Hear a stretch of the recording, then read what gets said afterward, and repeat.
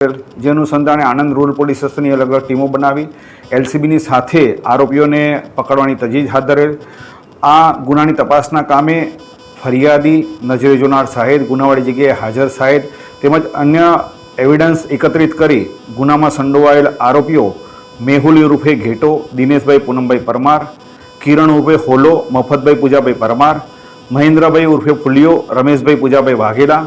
કેતન કુમાર મહેન્દ્રભાઈ રમણભાઈ પટેલ રહેવાસી વઘાસી,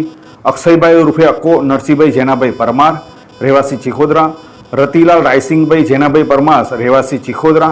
તથા વિજયભાઈ ઉર્ફે પકોરાણી મંગળભાઈ બબુભાઈ પરમાર રહેવાસી ચિખોદરા નાઓ વિરુદ્ધમાં પૂરતા પુરાવા એકત્રિત કરી અટક કરવામાં આવેલ છે। આ તમામ આરોપીઓને આજરોજ નામદાર કોર્ટમાં રજૂ કરી